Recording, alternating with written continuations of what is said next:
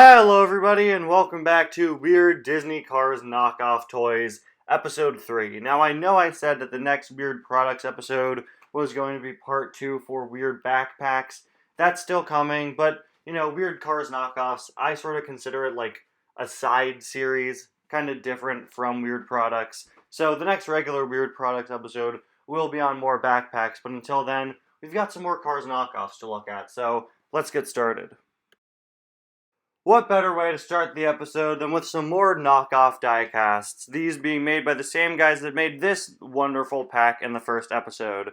And you'll notice that many cars in this pack share molds with cars in that other pack, and the McQueen is actually reused from that first pack. The McQueen who, of course, has his headlights flipped upside down. But right under that McQueen is probably the funniest car in the pack. This is a female Cal Weathers reusing a World Grand Prix McQueen mold. This just kind of looks like somebody's car's OC. Please do not steal. Of course, in the last pack, Jackson and Cruz both used World Grand Prix McQueen molds. It's just really funny to see all the things that combine to make this wonderful Cars knockoff right here. We then have Mater, who doesn't look that bad. Like I've said before, some of these guys honestly don't look that bad. Most of them get the characters pretty well. I wouldn't say Mater here looks good, but it's not the worst thing. Same goes for Jeff Gorvette, who there was a silver version of him in the last pack, and I believe we looked at this exact knockoff of him in a different pack in the last episode. All these packs seem to be made by the same people, just packaged in different ways. Then we have Chick Hicks, Bobby Swift. Bobby Chick? Swifty Hicks? I don't know what you want to call him, but it's great, isn't it? Once again, spot on octane gain decals, just slapped onto the mold of Chick Hicks, which just is ridiculous. We then have this Finn McMissile. Now, Finn was honestly one of the better looking cars in the last pack. Oh my gosh, I just realized that the tagline underneath Good Partner is, with children as they grow. A good partner with children as they grow. Anyway, this Finn's color scheme is way off, whereas the other pack had a Finn that honestly looked okay. Then we have Nigel Gearsley, who, again, doesn't look that bad. And then we have the King. The King, whose Dynaco logo just slipped all the way down his hood. Okay. We then... I didn't see that Doc was cross-eyed. Hold on, wait, this is incredible. Look at, not as good as Sheriff Doc from that other pack, but really, really great. And once again, the decals are pretty accurate. We then have Yellow Ramon, whose eyes are on his eyebrows, and then we have Brick Yardley. When I first saw this, I actually thought it was accurate because I thought it was James Clean Air, but no, it's not. It's Brick Yardley on James Clean Air's mold. which isn't as bad as some of the other things here, but it's still not right.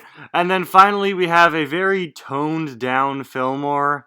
Really didn't go all out with those decals on him, and he probably has the least accurate decals of these, because like I've been saying this whole time, most of these guys have decals that are pretty accurate to their movie counterparts. Even the words are right, but not Fillmore here. This next pack of cars honestly doesn't look that bad. Sorry for the low quality images. A lot of these it's hard to get good images of, but honestly they look pretty good. Like, I'd say Danny looks pretty accurate to his regular diecast. Of course, I would not recommend trying to purchase any of these. Some diecasts very similar to these included lead in them, and of course that's not good at all. But these don't look that bad. Gotta love how Cruz doesn't have the Dynaco logo on her though, and instead just straight up has the Cars logo on her. That's incredible. Some of you may have seen this one before when you were younger, as it was featured on a BluCollection video back in 2012. This is Lightning McQueen from the hit movie Funny Car King. Yes, my favorite movie, Funny Car King. As you can see, he has the famous Toys Medicated Rusty's logo on his side that Lightning McQueen has, and he features pictures of Flo, Mac, and the town of Radiator Springs on his box. while the other side features images of the King, Flo, Mac, and I don't know who this guy is. I'm pretty sure he's Mater. This guy, let me tell you, has some sick dance moves, okay? When you turn him on, he lights up, his eyes move inwards and outwards, and the song he dances to, honestly, kinda slaps.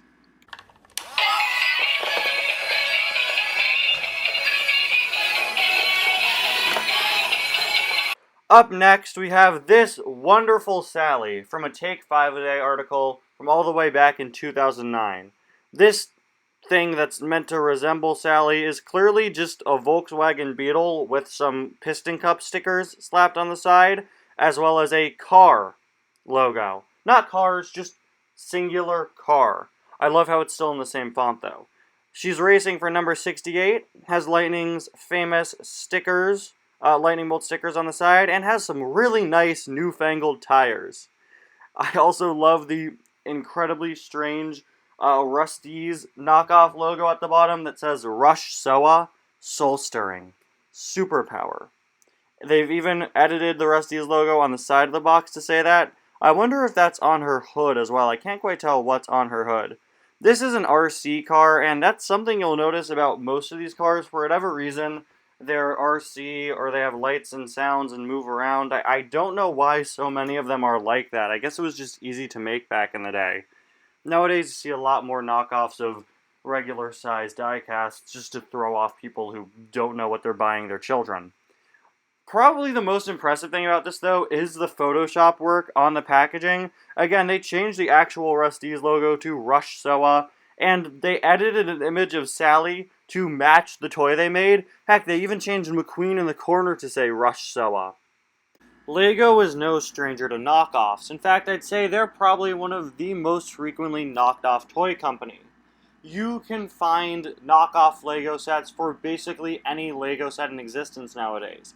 And pretty recently, they had to take a company called Lepin to court for creating illegal bootleg LEGO sets, like this one from Star Wars.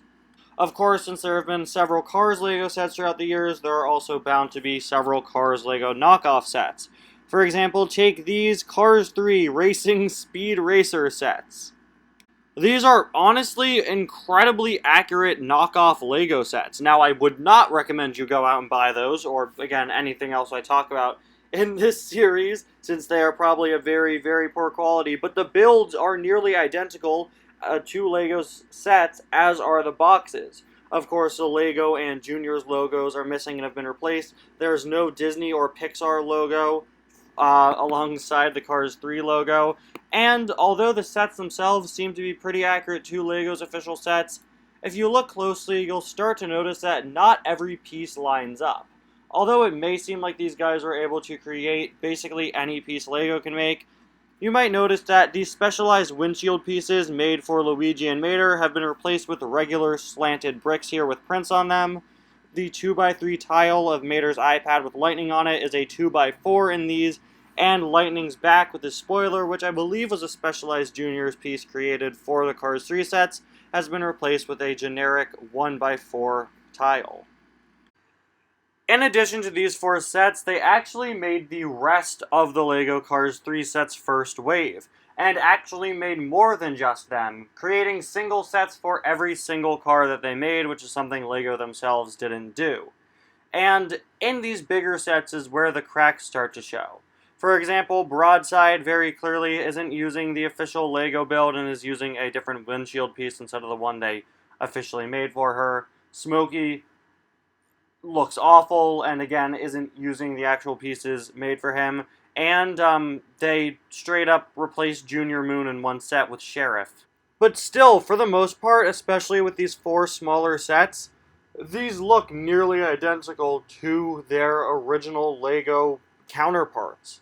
And I know that's not usually what we talk about in this series, and there are a bunch of weirder, crazier looking, weird LEGO Cars knockoffs, which I'll talk about in the future, but I want to end this episode by discussing these because, unlike most of what we talk about in this series, these really do look nearly identical to the original item. And I'm sure that Racing Speed Racer has confused many a grandma at Christmas time. And there you have it, guys. Another episode of Weird Disney Cars Knockoff Toys. The world of weird knockoff toys is something that's always fascinated me and something that I've always found so funny.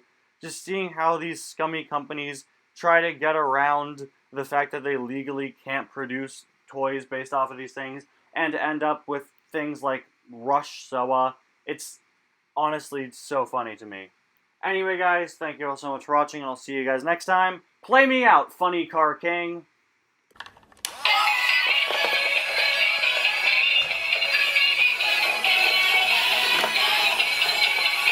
I could listen to that for hours.